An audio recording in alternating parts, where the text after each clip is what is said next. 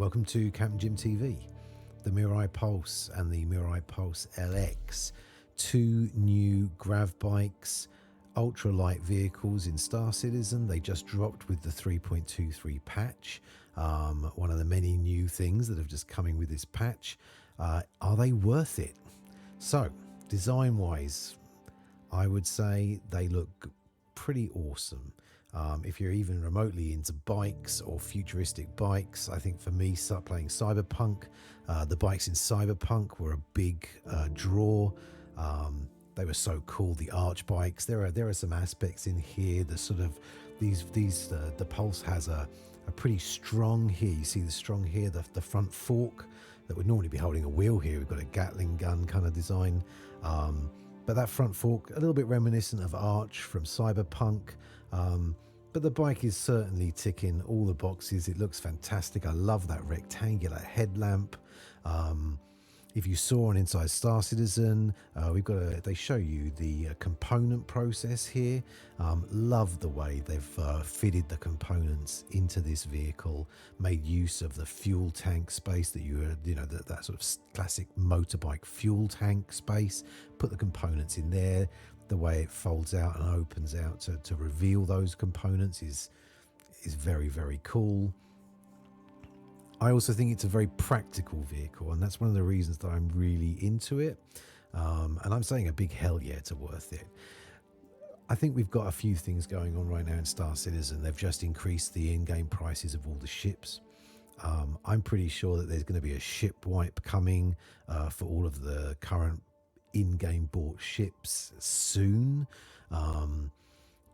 because how else are they going to test their economy? They're taking away the money with this initial 3.23 patch, but we've all still got all of the ships that we've already previously bought, so they're going to need to be wiping those ships.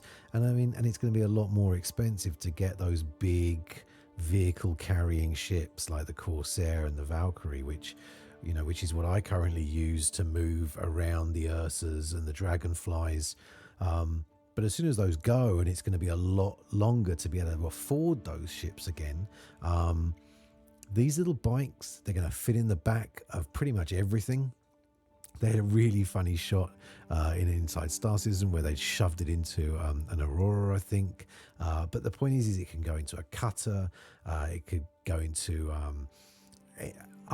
most of the ships in the game can carry this little thing, and that's what they've built it for. And the truth is that now we've got distribution centers, potentially hostile distribution centers that you're not going to be able to just fly in and land at. You're going to need to land further away to be able to sort of enjoy that gameplay. I think that solo players, people with smaller ships, are going to want to be able to land far away and then have a vehicle that they can carry that'll get them to the distribution center sort of covertly.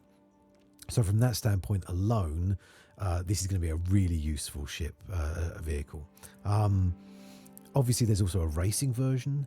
Star Citizen's racing, it's a little underdeveloped right now. It's a little bit hard to get into. It's a bit hard to match make, etc. A lot of it is sort of certainly in the persistent universe seems to be time trial based. It's a gameplay loop I haven't really tried till only a few weeks ago, and I've started to sort of investigate it, and I have to say, huge fun.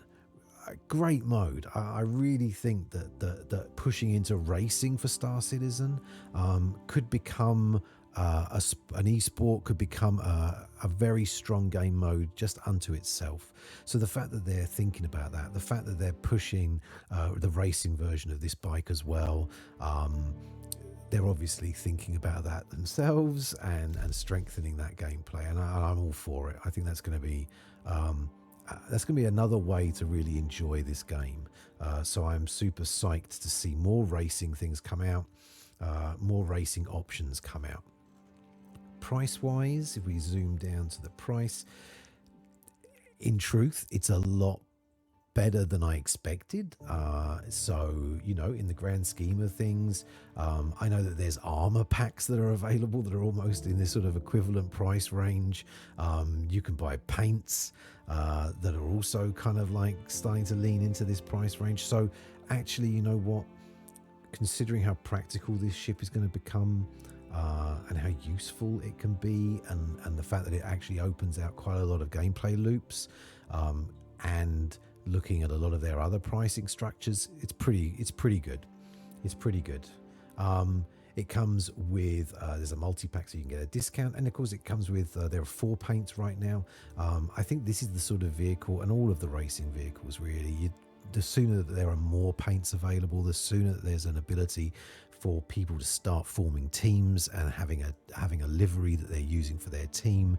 I think that's going to boost the racing gameplay, and the sense that that people are in teams and that people have got I've got race vehicles. I mean, look at Formula One. Liveries are a very important part of that, both on the track, in replays. If we're going to be doing videos with racing, it's going to livery on the racing vehicles is going to be quite important. So good that they've got 4 paints out of the gate.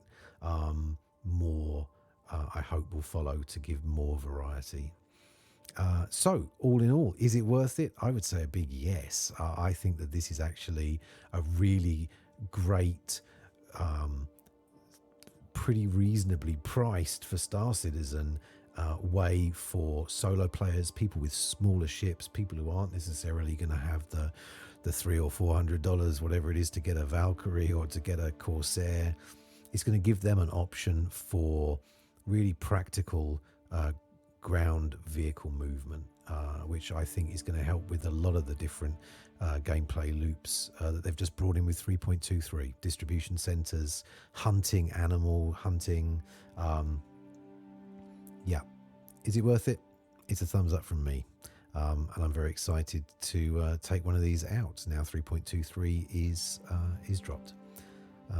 If you like this video, please like and subscribe. I'll see you in the next one.